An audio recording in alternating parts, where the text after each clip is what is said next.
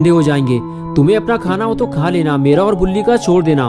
Shawn बोला, हाँ ठीक है गुल्ली, मैं बर्गर लेकर घर जा रहा हूँ, लेकिन ज्यादा देर मत करना वरना एक भी बर्गर बचेगा नहीं। तुम्हें पता है ना कि शॉन कितना बड़ा चटोरा है। बर्गर मेरे सामने रहेंगे तो मैं अपने आप को ज्यादा देर तक रोक नहीं पाऊंगा, समझ गया ना तुम। गुल्ली शॉन से बात कर ही रहा था कि तभी बुल्ली आ गया और कहने लगा, चलो गुल्ली काम हो गया है। शॉन का फोन है क्या? गुल्ली बोला, हाँ बर्गर मिल गए हैं उसे, वो घर लेकर जा रहा है। बुल्ली ने कहा, गुल्ली तुम उससे कह दो स्कूटर चलाते हुए बात मत करो, एक्सीडेंट बहुत होते हैं इससे, और मौसम भी कुछ ठीक नहीं लग रहा है, जितने जल्दी हो सके घर चले जाओ। बुल्ली ने जो कुछ भी गुल्ली से कहा गुल्ली ने शॉन से बता दिया, लेकिन शॉन बोला, गुल्ली तुम डरो मत, मैं सालों से स्कूटर चला रहा हूँ, मुझे कुछ नहीं होगा। और तभी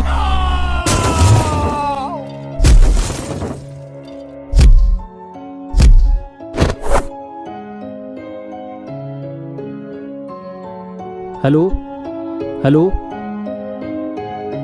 ये क्या हुआ? शॉन का फोन अचानक से स्विच ऑफ हो गया, बैटरी चली गई होगी उसकी। चलो गुल्ली, शॉन के आने से पहले हमें घर पहुंचना होगा वरना हमारे बर्गर खतरे में पड़ जाएंगे। और फिर गुल्ली और बुल्ली दोनों अपनी गाड़ी की तरफ जाने लगे। गुल्ली बोला, मुझे लगता है बुल्ली कहीं शॉन ने अपना फोन तो नहीं गिरा दिया।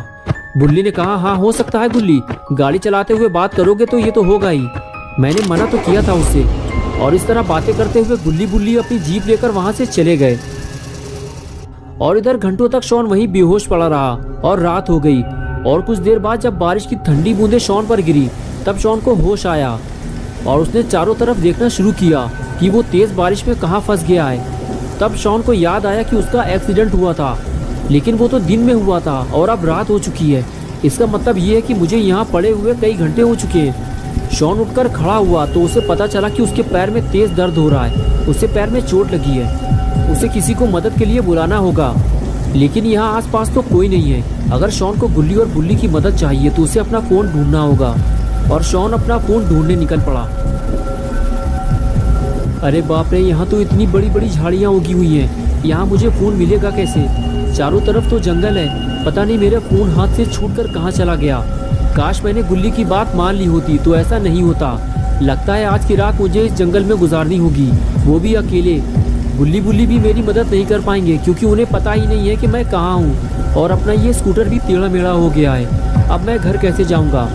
अरे रुको रुको, तुम ही मेरी आखिरी उम्मीद हो, रुक जाओ, मेरी मदद करो, मेरा एक्सीडेंट हो गया है, मुझे घर तक छोड़ दो, मैं तुम्हें पैसे दे दूंगा, रुक जाओ। अरे यार, कोई भी मेरी मदद करने को तैयार नहीं है और हम हर वक्त दूसरों की मदद करने को तैयार रहते हैं। आज मुझे पता चला है कि ये दुनिया कितनी मतलबी है। अब मैं किसी से मदद नहीं मांगूंगा, बस बैठकर इंतजार करूंगा। मुझे यकीन है कि गुल्ली बुल्ली मुझे ढूंढने जरूर आएंगे, और ये सब इस मनहूस गाड़ी की वजह से हुआ है। अगर ये यहाँ पर नहीं होती तो इस वक्त मैं घर पर बर्गर खाकर गेम खेल रहा होता, लेकिन अब कर भी क्या सकते हैं, जो होना था वो तो अब हो चुका, और अब मैं और ज्यादा देर तक खड़ा नहीं रह सकता। मैं तो ऐसे डर रहा हूँ जैसे मेरे आसपास कोई डरावनी चीज मौजूद हो। अरे ये क्या है? ये तो किसी इंसान का सड़ा हुआ हाथ है, कोई गाड़ी के नीचे दबकर मर चुका है। ये जगह कुछ ठीक नहीं लग रही, मुझे यहाँ से निकल लेना चाहिए। लगता है यहाँ पर इससे पहले भी भयानक एक्सीडेंट हो चुके हैं। अच्छा हुआ मेरी जान बच गई। अब मैं गाड़ी चलाते हुए कभी फ़ोन पर बात नहीं करूँगा, लेकिन अब बारिश की वजह से मुझे ठंड लगने लगी है और अब मैं और नहीं चल सकता। मेरा दर्द भी बढ़ता जा रहा है, मुझे आराम की ज़रूरत है, लेकिन इस बारिश की वजह से मैं कहीं सुकून से बैठ भी नहीं सकता। मुझे सर छुपाने के लिए कोई जगह चाहिए, वो भी जल्दी, वरना पता नहीं मेरे साथ क्या होगा। वो सामने क्या है? इतना बड़ा घर, लगता है कोई हवेली है। अगर यहाँ कोई रहता होगा तो वो ज़रूर मेरी बात गुल्ली बुल्ली से करवा देगा। यहाँ खड़े रहकर टाइम खराब करने का कोई फ़ायदा नहीं है, मुझे नीचे जाकर देखना होगा। अगर यहाँ भी किसी ने मेरी मदद नहीं की तो शायद आज की रात मेरी आखिरी रात होगी, और जब गुल्ली बुल्ली मुझे ढूंढते हुए यहाँ तक आएंगे तो उन्हें सिर्फ मेरी लाश मिलेगी और कुछ नहीं। ये जगह कितनी अजीब लग रही है, लगता है यहाँ कोई रहता ही नहीं है। चारों तरफ बड़ी बड़ी झाड़ियाँ और कूड़ा कबाड़ फैला हुआ है, देखकर तो ऐसा ही लग रहा है कि ये जगह सालों से वीरान पड़ी हुई है। ये आवाज़ कैसी थी? अरे ये तो बिल्ली है, इसने मुझे डरा दिया। ए काली बिल्ली, आओ मेरे पास आओ। तुम्हें पता है ना कि शॉन जानवरों से कितना प्यार करता है। अरे तुम तो डर कर भाग गई, मैं तुम्हें कोई नुकसान नहीं पहुंचाऊंगा। इस वक्त मेरे पास कोई खाना नहीं है, वरना मैं तुम्हें दे देता। अरे मेरे बर्गर का बैग भी खो गया, मैं तो भूल ही गया था कि मेरे पास बर्गर भी थे, लेकिन वो जहाँ भी पड़े होंगे भीग कर खराब हो चुके होंगे। अब उन्हें ढूंढने का कोई फायदा नहीं है। चलो पहले जिस काम के लिए आया था उसे पूरा कर लूं पहले।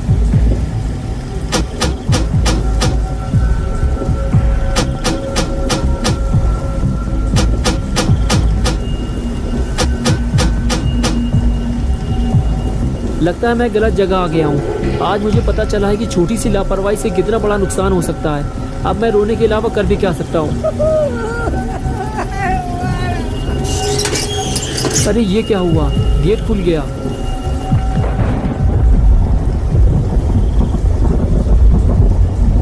क्या मैं अंदर आ सकता हूँ? क्या मैं अंदर आ सकता हूँ? कोई बोल क्यों नहीं रहा है? मैं अंदर आ रहा हूँ। ये क्या है? ये तो कोई वीरान पुरानी हवेली लग रही है। इसे देखकर तो लगता ही नहीं है कि यहाँ सालों से कोई रहता भी होगा।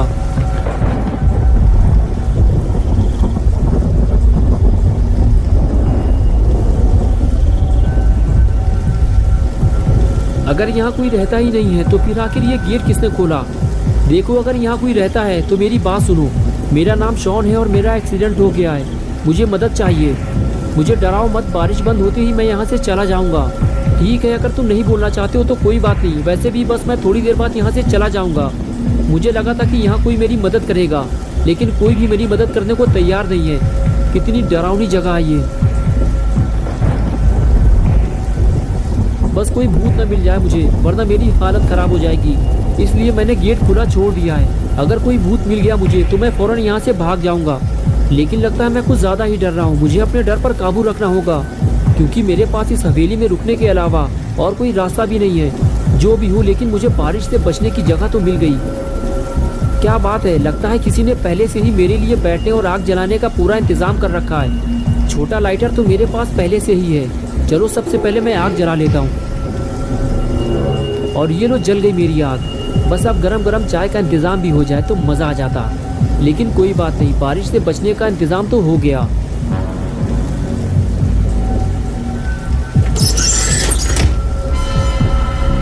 ये कैसी आवाज़ है? कौन है वहाँ पे?